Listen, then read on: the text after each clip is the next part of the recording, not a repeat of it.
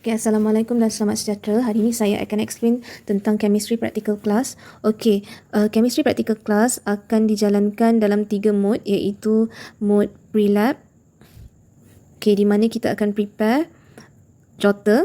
Okay, nanti saya akan terangkan apa maksud jota. Okay, and then macam mana format dia. Okay, and then yang kedua, kita akan buat eksperimen. Okay, sebenarnya eksperimen ni, contohnya kalau kita nak buat eksperimen satu next week, minggu sebelumnya kita akan buat pre-lab, iaitu kita akan prepare jota. Okay, and then setelah prepare jota, anda boleh send kepada saya untuk semak through WhatsApp ataupun GC lah. Okay, sorry, GC. Okay, and then kita akan buat eksperimen. So selepas jota, so minggu depannya kita akan buat eksperimen. So eksperimen kita ada berapa? Kita ada 4 untuk semester ini. Okay, selepas eksperimen kita dah buat, kita dah dapat data. So minggu depannya kita akan buat kelas post lab. Okay, post lab ini apa? Post lab ni kita akan analyse data. Kita akan belajar cara analyse data, and then kita akan belajar macam mana nak tulis report dengan baik lah. Right, lab report. Okay, so hanya eksperimen sahaja yang perlu attend kelas. Okay, untuk pre-lab dan post-lab kita akan buat dia dalam bentuk online lah. So saya akan letakkan semua bahan semua dalam Google Classroom. Okay, sekarang ini saya akan terangkan format untuk jota.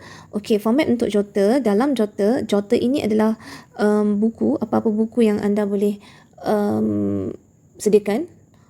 Okey, apa-apa sahaja, tak kisah. Kalau nak letak dalam kertas A4 sahaja pun boleh. Cumanya kena compile lah untuk eksperimen 1 dan sehingga ke eksperimen keempat. So kena simpan. Okey, so format jota apa dia? Yang pertama sekali dalam jota tu mesti ada date. So date ni tulis next week lah untuk eksperimen minggu depannya. Okay, and then yang kedua mesti ada title. Okay, yang ketiga ialah objektif. Okay, yang keempat tuliskan prosedur. Yang kelima kita akan tulis table of result. Okey, cara untuk tulis jota ni macam mana? Okey, so kita ada date, title, and then objektif kita akan ambil learning outcome dekat sini. Okey, and then procedure. So saya nak ajar macam mana nak tulis procedure. Okey, so kita tengok procedure untuk eksperimen A. So example, step number 1. Okey, sorry, procedure ni lupa saya nak terangkan. Procedure ini ialah kita mesti lukis.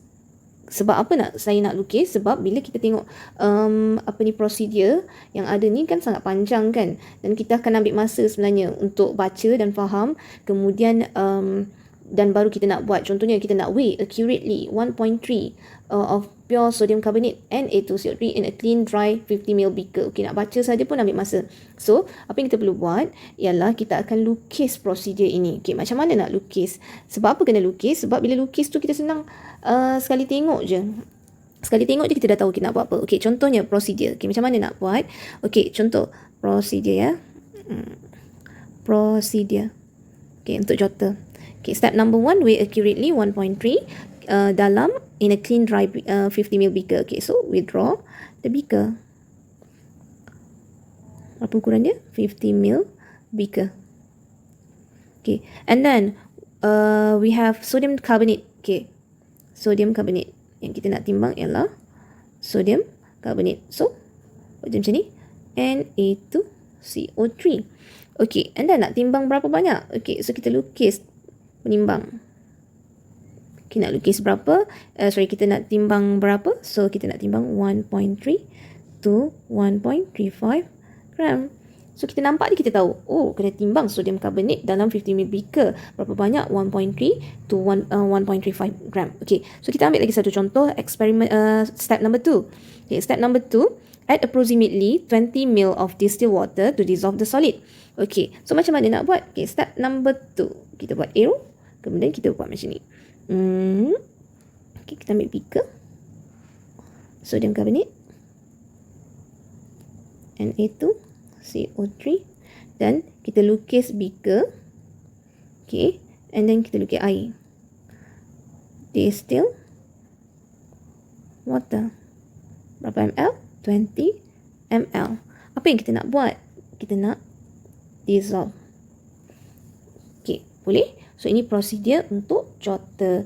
Okay, and then table of result macam mana? Table of result ni, kita ambil table of result untuk eksperimen tu, and then kita salin je. Okay, done. Okay, for post lab, where we will do a lab report writing. Okay, what is the format for the lab report writing? Okay, the first one, as usual, macam kat sekolah dulu, we need to write the date. And then number 2, we need to write the title. Okay, and then we need to write the objective. Okay, dalam buku, learning outcome. Okay, number 4, introduction.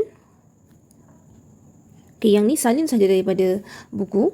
Okay, number 5, procedure. Okay, procedure ni berbeza daripada pre-lab. Procedure ni mesti tuliskan dalam passive sentence.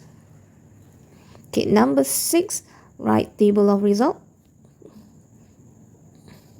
Okay, yang ke-7, calculation, if any. Okay, number 8, discussion. Number 9, conclusions. Lastly, exercises. Okay, jadi sekarang ini task anda ialah untuk tulis jotter. Okay, tulis jotter ni, okay, kita tengok eksperimen 1. Okay, eksperimen 1 ni, kita punya eksperimen ialah determination of the density of water. Okay, and then our learning outcome is to determine density of water and then compare the accuracy of the density of water using different apparatus. Okay, and then our procedure kita ialah, the first one is write a procedure on how to determine the density. Sebelum ni eksperimen 2, procedure dah diberi. Sekarang ni awak kena buat procedure lah sendiri. Okay, so macam mana kita nak write procedure untuk determine density of 10 ml of water using the apparatus provided. Okay, apparatus apa yang kita nak determine, nak compare ialah burette, pipette dan measuring cylinder. Okay, so apa yang kita perlu buat, kita kena balik-balik kita punya objektif ialah determine density. Okay, so determine density, so berbalik pada dia punya formula. Formulanya ialah, formulanya ialah density of water equals to mass of water, okay, and then over volume of water. Okay, so nak determine apa dulu? Nak determine mass ke nak determine volume? Okay, so kita tahu yang volume yang kita nak ialah 10 ml. Okay, sekarang ni mass of water ni yang kita tak tahu. So macam mana kita nak buat? So first step, mesti weigh the mass of empty beaker. Okay, sebab apa kita nak guna nanti untuk timbang. Okay, and then second step ialah measure 10 ml of water by using burette. Okay, after that 10 ml of water will be transferred to the 50 ml beaker.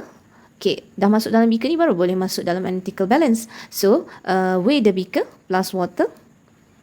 Okay, and then after that repeat step 1 to 4 with measuring cylinder and pipette. Okay, that's all untuk praktikal.